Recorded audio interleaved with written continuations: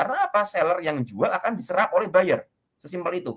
Nah, ketika buyernya mengeringkan barang, kasarannya seperti itu, nggak ada yang jualan lagi, maka harga akan bergerak naik. Ini prinsip murni supply and demand. Dan ini terjadi di dunia ekonomi kita ya. Kalau misalnya ada yang nimbun beras atau kelangkaan BBM, maka harga akan naik. Ya, dan ini berlaku di dalam market juga, ya kan? Jadi support kuat di situ. Nah, yang bahaya apa? Kalau sebuah saham udah konsol di 37 misalnya BRI ya, kemudian dia jebol dari 3.700 dengan volume yang besar, alias guyurannya kencang, sellernya gede. Nah, itu bahaya. Ya, jadi ketika jebol di situ dengan volume gede, saya biasa akan mengurangi posisi atau cut loss, ya, atau TP mungkin ya, seperti itu. Jadi teman-teman harus memahami bahwa volume itu menentukan juga. Kita bisa lihat ketika dia pengujian support dengan volume kecil, artinya apa? Artinya sellernya sedikit, ya. Tapi kalau uji support jebol dengan volume gede, artinya apa? Ada tekanan jual yang besar. Nah, di situ kita harus mengambil keputusan untuk kalian mau cut atau kalian mau averaging down, lah itu pilihan kalian. Tapi kalau saya pribadi, kalau saya melihat memang plan saya di 37 itu ada support kuat ya, saya akan cut di ketika jebol dengan support saya akan cut seperti itu. Oke. Kemudian Om, sebenarnya time frame itu sendiri seberapa penting dalam strategi trading? Nah, kalau kita ngomong time frame ya, time frame itu kita pakai time frame yang mana? Itu saya selalu kembalikan kepada kalian. Kalian itu seorang trader ya, seorang scalper trading cepat ya, mungkin seorang swing trader yang main beberapa hari atau seorang investor kan begitu. Nah, seorang swing trader itu pakainya daily pasti. Ya, pakainya daily dan lain sebagainya. Kalau investor biasanya main lebih panjang lagi pakainya weekly chartnya. Ya, karena mereka main panjang, ya kan? Nah, kalau buat orang-orang yang trading ya, seperti kayak cari momentum tadi, kalian bisa bedah ke dalam 5 menit seperti itu atau 1 jam ya. Jadi semakin kecil time frame itu volatilitas semakin tinggi. Nah, trader itu memanfaatkan volatilitas pergerakan harga tersebut. Tapi ingat teman-teman, dalam time frame itu ada yang namanya top down analysis ya.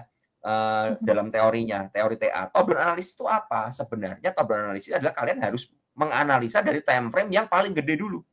Misalnya dari weekly, dari daily, sampai yang 5 menit. Karena apa? Karena time frame yang besar itu lebih kuat. Ya kan? Karena begini, time frame weekly itu kebentuk dari, kalau di saham ya 5 hari time frame daily. Ya kan? Berarti dari 5 hari ini jadi 1 candle weekly. Ya, 1 candle daily ya itu bisa kebentuk dari beberapa jam candle 1 jam. Ya kan? Kan bursa kita dari jam 9 sampai jam 4 kan. Berarti kebentuk di situ. Nah, time frame 1 jam itu juga kebentuk dari berapa? Dari kalau kali cat 5 menitan berarti dia kebentuk dari 5 menit kali 12 candle. Ya, makanya apa? Makanya time frame yang lebih besar itu lebih powerful, lebih kuat untuk mencari di mana support, di mana resist. Jadi saya selalu mencari time frame daily dulu support resistnya di mana, baru saya kalau mau scalping saya akan bedah ke time frame yang lebih kecil seperti itu. Oke. Ini disclaimer dulu ya Om. Disclaimer ini strategi pribadi ya Om ya. Ya, ini strategi yang saya pakai biasanya seperti itu. Oke, baik.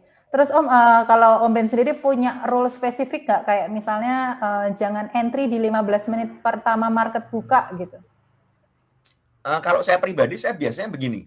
Kalau saya menemukan misalnya ada sebuah saham yang memang naik kencang ya dengan akum yang bagus, kalau memang pagi mau ngejar dia gap up ya saya harus siap untuk cut loss. Karena apa? Volatilitas pagi terlalu kencang, ya kan? Nah, buat teman-teman yang pemula, saran saya jangan kejar seperti itu. Karena kalau kalian nggak siap, kalian akan kaget, kebingungan, akhirnya, aduh, jangan di cut loss deh, siapa tahu nanti mantul. Nah, itu yang bahaya sekali.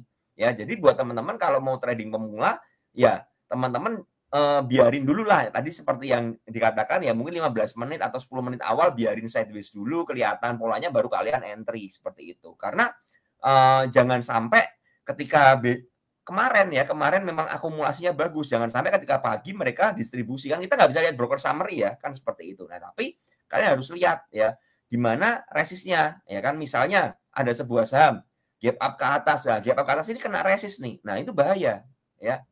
Tungguin apa? Tungguin dia turun. Cari area supportnya. Ya, ketika dia membal ke atas, kemudian dia nggak kuat, dia turun. Nah, itu kita mulai bisa entry. Nah, sekarang pertanyaannya apakah itu pasti berhasil? Ya, belum tentu. Tapi dengan kalian mengetahui di mana area support, kalian punya resiko itu sangat kecil.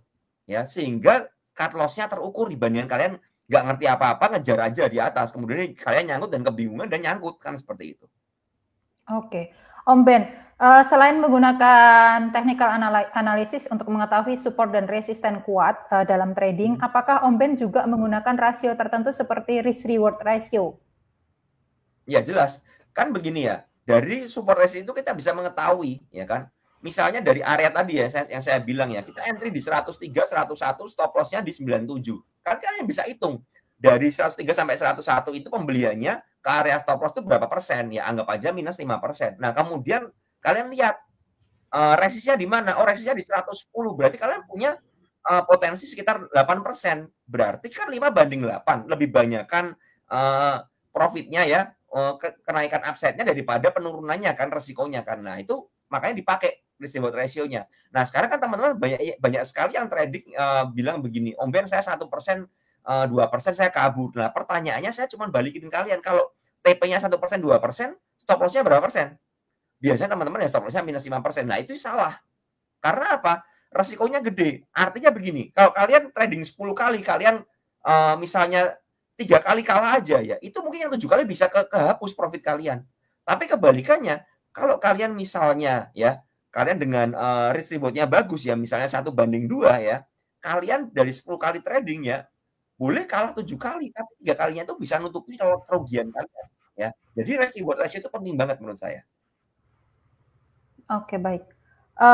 Selanjutnya Om Ben, bagaimana nih ketika kadang kan kita ketika menentukan risk reward ratio ini juga ada psikologis yang bermain ya Om. Seperti itu tadi misalkan udah dapat untung segini sudah sesuai dengan rasio risk reward-nya.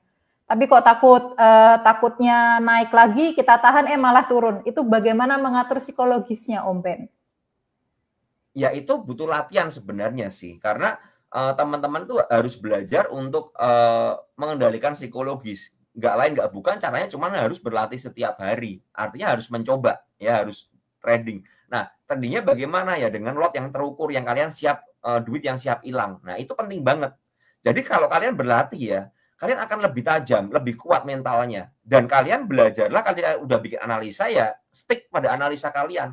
Sehingga kalau misalnya gagal, kalian bisa ngerti, bisa cek, kenapa saya gagal sih analisa ini? Oh, ternyata ini sahamnya lagi downtrend, sellernya masih gede. Nah, berarti kalian salah kan? Kalian harus cari saham-saham yang akumulasi dan uptrend. Contohnya seperti itu.